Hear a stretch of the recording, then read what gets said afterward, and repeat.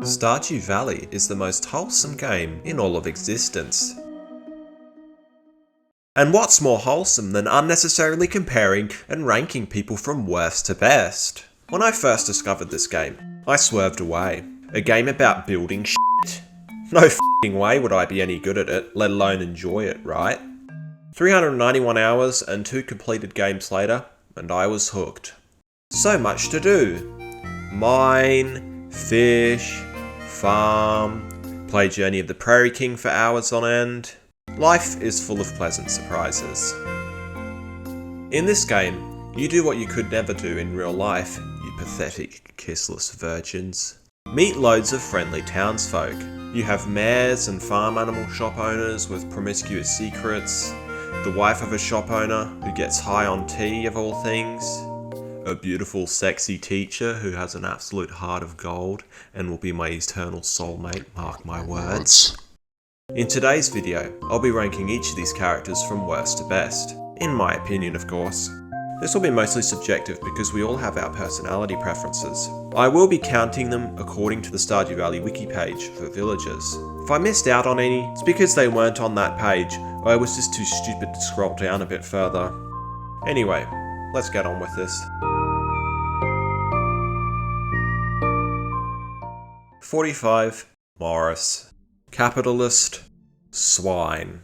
There are probably some dumbass morons who like this prick more than Pierre, but I've had more life experience than them, so I will explain why I despise this guy. He's a symbol for everything that is wrong with today's world. He seems nice on the outside, but he's vicious and indifferent on the inside. He is a representation of corporate greed and the gradual globalization of the world that is resulting in less healthy competition and the inevitable price hikes and shrinkflation that comes from it. He is the manager of the local, though I use the term local loosely, JojaMart.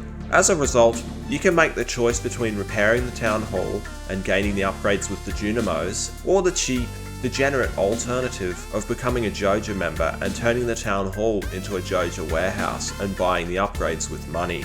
To me, he seems like the kind of person who would do anything for cold, hard cash. Heck, he'd probably have started an OnlyFans if he was a woman. Oh god, what a revolting thought. 44. Mr. Qui. The ultimate perfectionist, which is honestly one of the stupidest mindsets you can adopt in life. If there's one thing I've learnt, it's to embrace life's imperfections. There is beauty in mistakes. It makes things feel more genuine and natural. Besides, Mr. Qui is an arrogant, condescending jerk. Moreover, his missions are pure pain. 43. Gil. The most arrogant and condescending prick in the entire valley. All he does is sit on his chair in the Adventurers Guild and sleep. His lines of dialogue for when you haven't completed an objective on the board are incredibly rude, going so far as to feign sleeping if you try talking to him more than once. 42. Wizard. Hey guys, it's Brando here. Tonight I'm going to be hosting my specially designed D&D Magic the Gathering tournament in my mother's Discord basement. If there are any sexy girls out there with big bubs, I'll give you my special dice in exchange for your special slice in bed later. Oh, by the way, if there are any men out there, I'm right and always right when I make a statement. You're just a dumb I'm blocking you. Yeah. This is the vibe that the wizard gives off to me. Someone who is super arrogant and constantly underestimates the intelligence of the player whenever you interact with him. He's like that nerd that pretends to be your friend when you're at your lowest point in life, but when you finally ascend from the deep, dark pit of your past, they try to drag you back down out of insecurity. Obviously, the wizard isn't as bad as that, but he gives off those kind of vibes. On a more positive note, he introduces you to the Junimos, which are essential for restoring the community centre rather than allowing Morris to lay his grubby hands on it. He also has some cool gimmicks hidden in the basement and some side quests which are interesting. But still, he is a jerk. 41. Bouncer. Get out of the f***ing way! 40. Henchman. Get out of the f***ing way! Except it's not as hard to get him out of the way. 39. Demetrius. On the surface, Demetrius seems like a half-decent man of character. He's a scientist who likes to garner an understanding of the world, but this facade slowly removes itself the more you learn about him. Let's just say, He's very full of himself. He also refuses to acknowledge his stepson, Sebastian, even yelling at him to remove the snow goon that Sebi made. As much as I can understand not liking a stepson over your biological daughter, it's still wrong to treat him this badly. He probably thinks the fact that Robin had a previous relationship resulting in Sebastian was a flaw on her part, but a good relationship embraces all aspects, even some so-called flaws, all while encouraging improvement on both sides. 38. Hayley. The first marriageable character. The type of girl which I'm not attracted to. Though, to be fair, I'm not really attracted to anyone.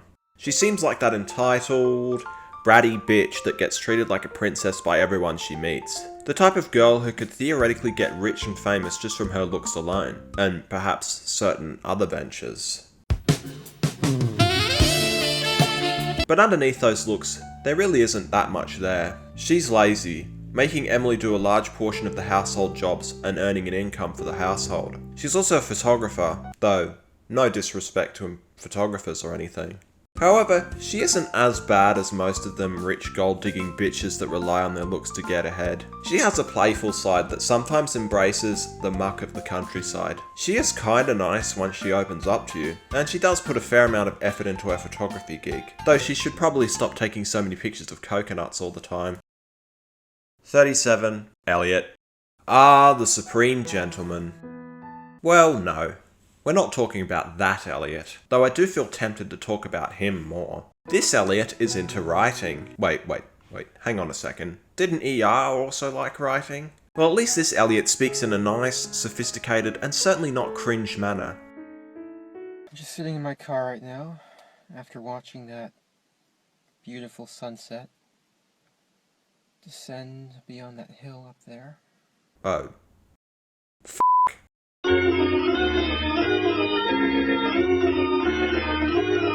As much as Elliot and Elliot are quite similar, this Elliot isn't vindictive, entitled arsehole who decided to go rogue on a bunch of his peers. Elliot at least puts some effort into bettering his life. Nevertheless, I still think the best part of Elliot is the fact that he looks like Aaron from Undertale. There isn't much else interesting about him. Honestly, they should implement a character who is transgender and works as an animator. I wonder what they would call him.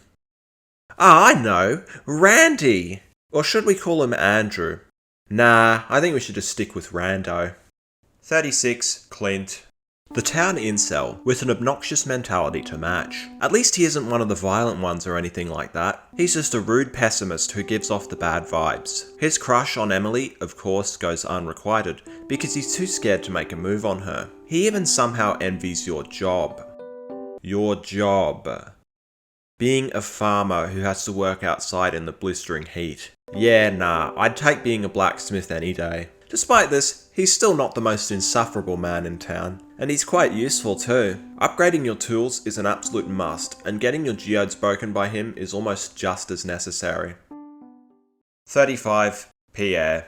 Not anywhere near as bad as Morris in my opinion, but still somewhat of a jerk. He represents some of them obnoxious small business owners who can be self-righteous at times. He treats his daughter, Abigail, with contempt, and does keep some secrets from his wife. Despite this, he is okay. The goods he sells are cheaper than JojaMart, and my personal favourite scene is of him when he beats the shit out of Morris after restoring the town hall. And he is somewhat nice to me. Next. 34. Jodie. Kind of feels like she's just a filler character, just someone there for the sake of being there. But then she sends the cauliflower quest. The damn cauliflower quest. She always sends it far too late, and it pisses me off. At least she's nice. That's a word I'll be using a lot in this video. There are a lot of nice people out there, but being just nice is a mitigating factor here. There are a lot of people out there who say that they're nice, but in reality, they're either boring as fuck or too scared to put their real selves out there. 33. Vincent.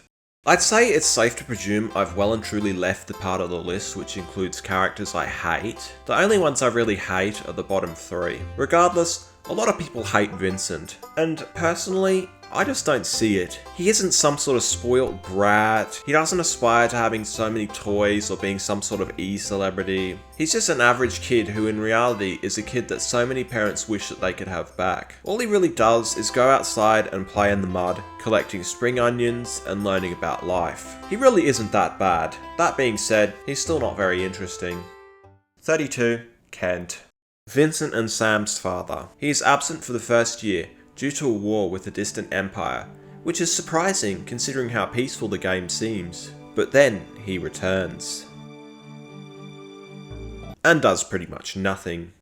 31. Caroline. Like other side characters, boring. All she adds to the game is tea. Lots and lots of tea. At least it can be farmed in every season, except winter. One more thing. She's the one that hosts the damn aerobics class that basically closes Marnie's and Robin's shop for a whole day. Damn you, Caroline. Why couldn't you host that on the weekend? 30. Jazz. She's okay, I guess. She doesn't really do much for the game, except being another placeholder, which is okay. Just kinda boring. There is one positive, I guess. Her character design is decent.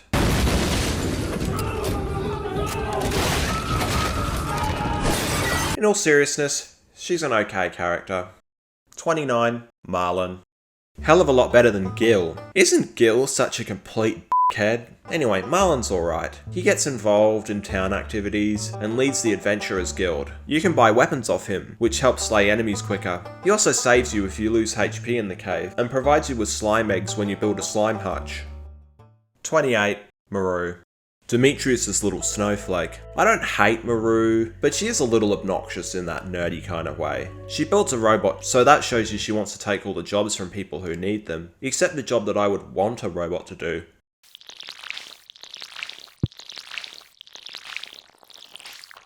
Anyway, she's alright. 27. Governor. Funny as fuck. At least when you add the mayor's parents into the potluck anyway. 26. Birdie. Another minor character in the game. This time you have to go to Ginger Island in order to discover her. You cannot give her gifts, but the side quest is interesting.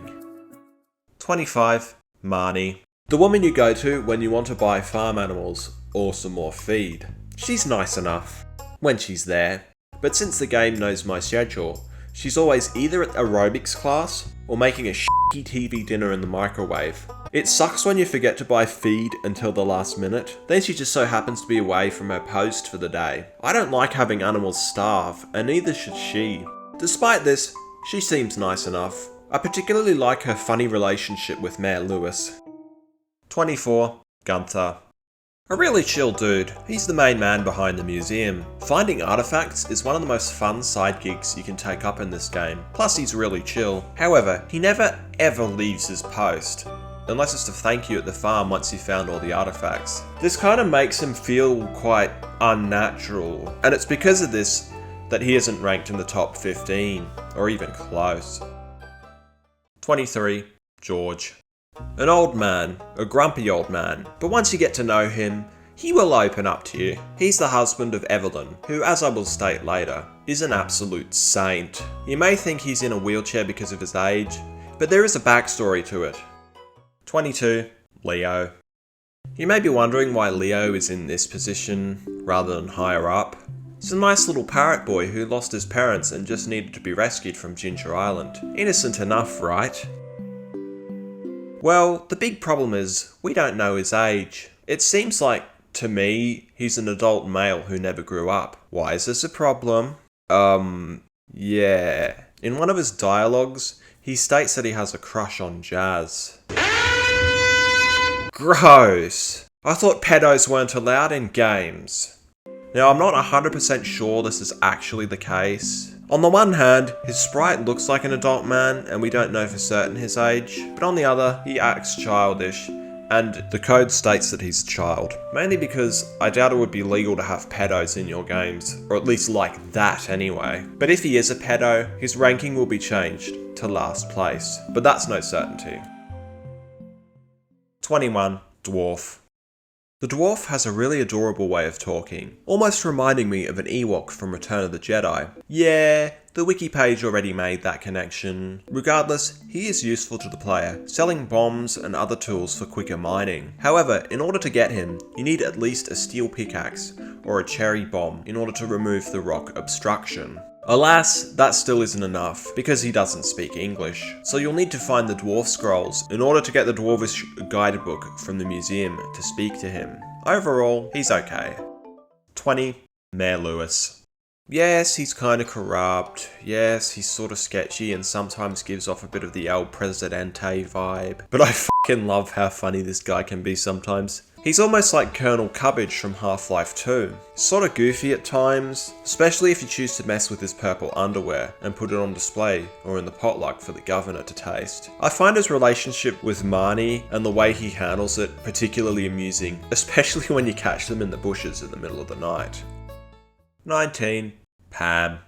The depressed drunk who you can't marry. Therefore, she's less popular than a certain other depressed drunk. I don't really know why people dislike Pam so much, but she isn't as bad as people say she is. While she is lazy, constantly drunk and miserable, and treats Penny poorly at times, as she says, if you don't get on her bad side, we'll be cool. Plus, who hasn't gifted her a beer or two before? She does manage to somewhat get her life back together as the game progresses. Once you repair the bus station, she becomes the town's bus driver, which is surprising considering how drunk she gets. Furthermore, she is incredibly grateful when you gift her a new house. 18. Gus. He owns the Stardrop Saloon, where you go for hours on end playing Journey of the Prairie King. He's a really kind-hearted, talented man who cooks and provides a great environment in the saloon.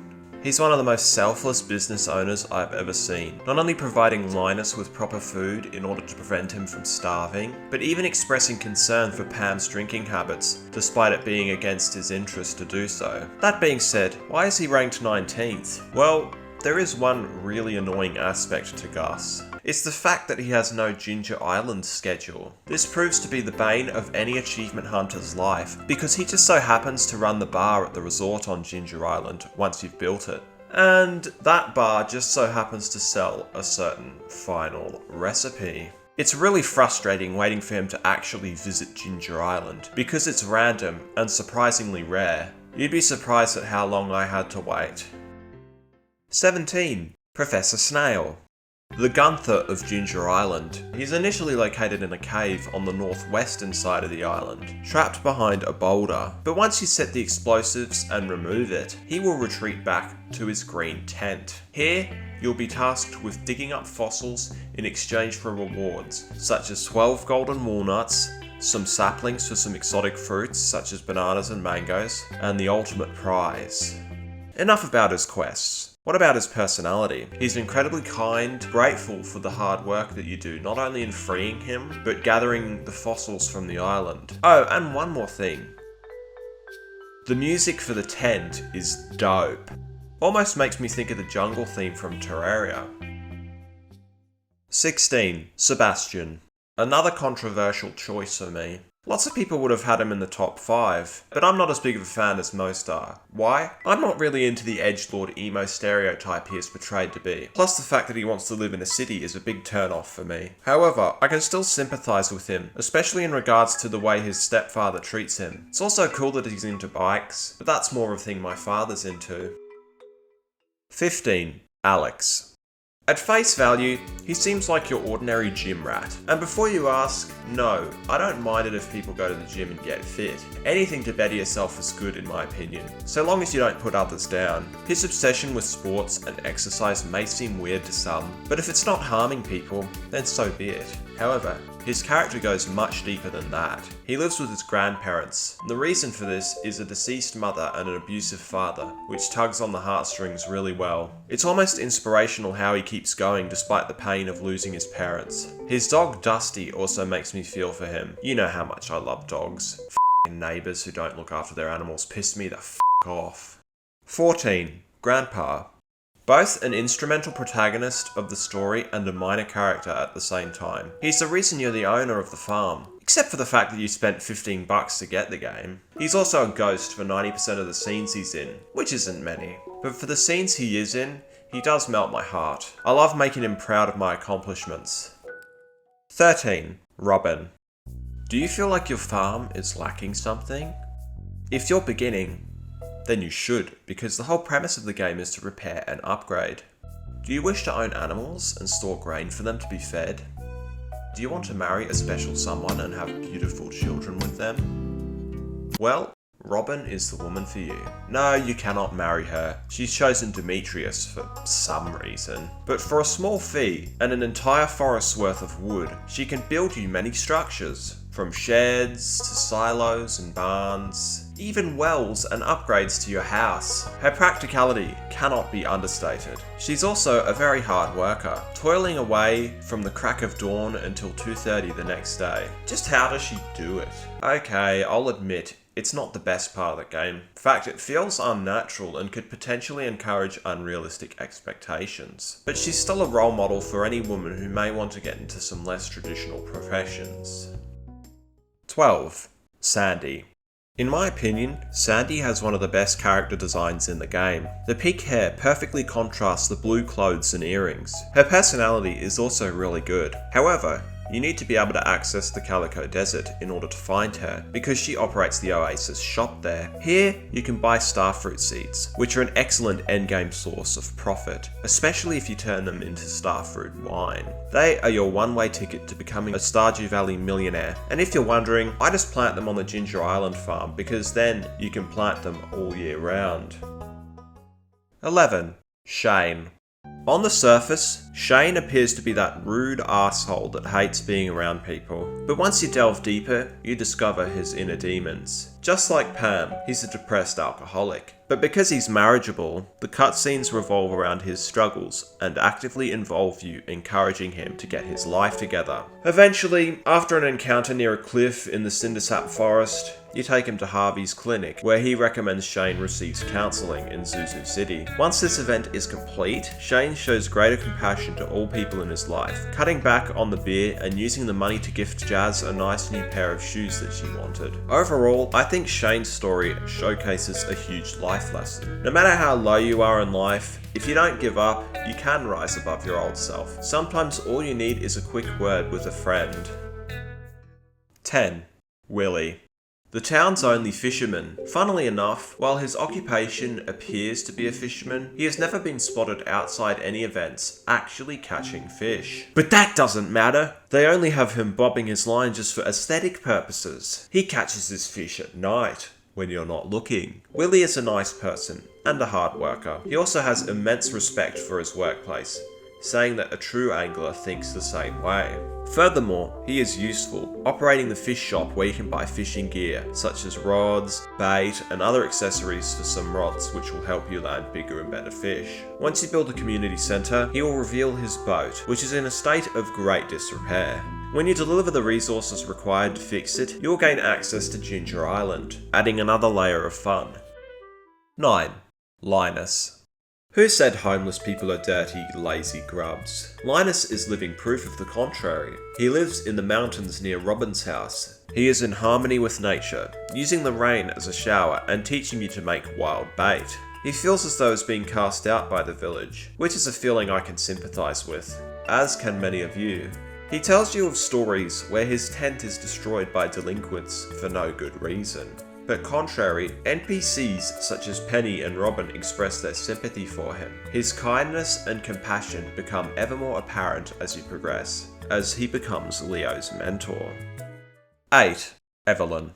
Granny Evelyn, an absolute saint. She mostly sticks to tending the gardens in town, or looking after her wheelchair-bound husband. But when you interact with her, she's always so kind and grateful. She also allows Alex to live with her because his deceased mother asked her to look after him.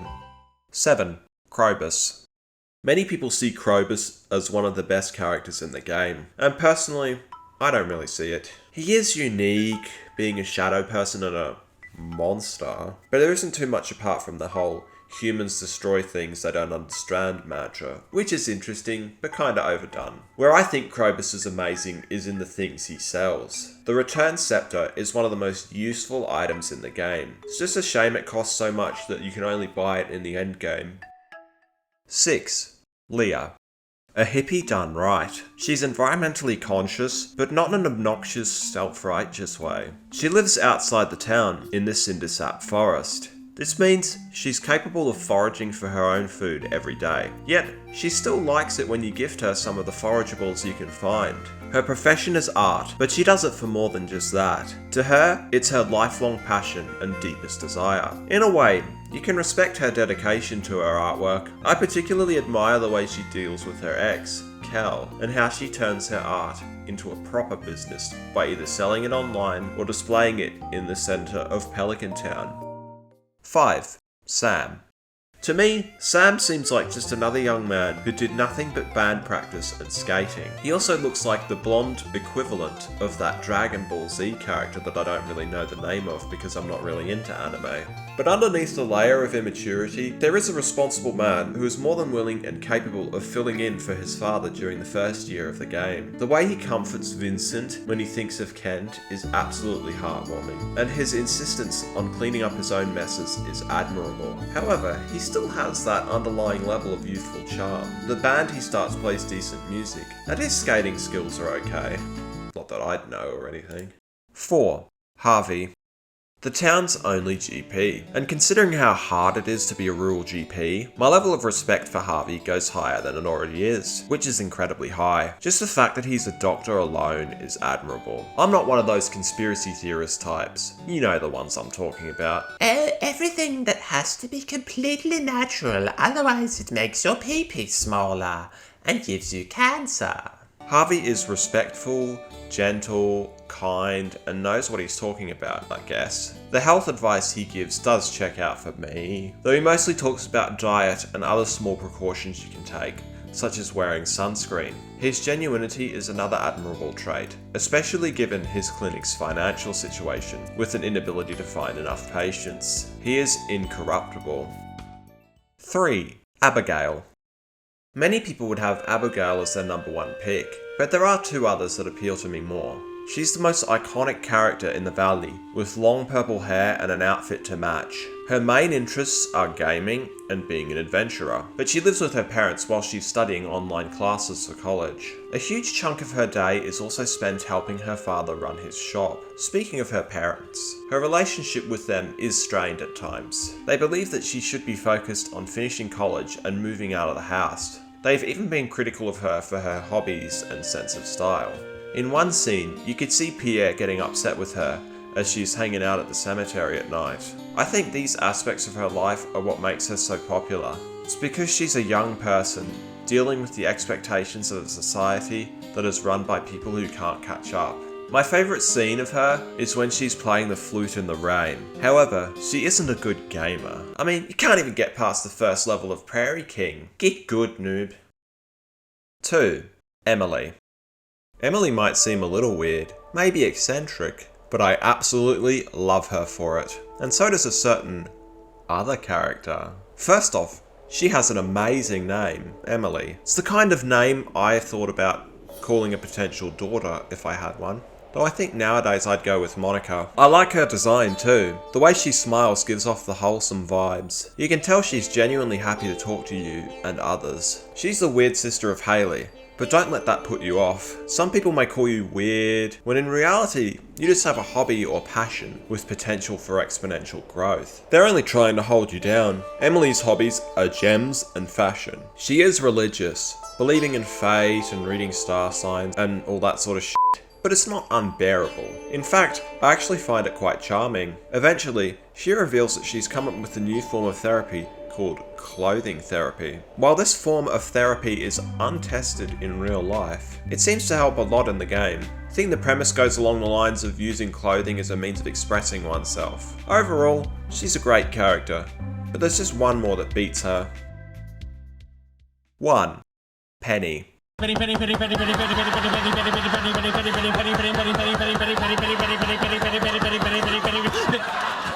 the hell is wrong with you? Pure perfection. The second I met her, I knew she was the one, the only, my eternal soulmate. Okay, I know, you've probably seen my banner, if you're a fan, but that's a joke. Still, she is my favourite villager by far. She's caring, she helps out, she takes care of her mother, she teaches the town's children. She's a beautiful, loving individual. There's just so much about her that I love. We share lots of personality traits. We're both shy, quiet, knowledge-seeking, and care for others. A lot of the time, you'll find her in the library, teaching Vincent and Jazz about stuff. Her character design is nice too. I like the cascading red hair and the outfit. Needless to say, she's my favourite. And no, I don't have a mummy fetish. I'm just attracted to responsible, caring wit. Wait, no I'm not. I'm not into anybody. Just forget what I just said. Hey guys, just want to say thanks for watching and don't forget to like, share, subscribe, comment, all the juicy stuff.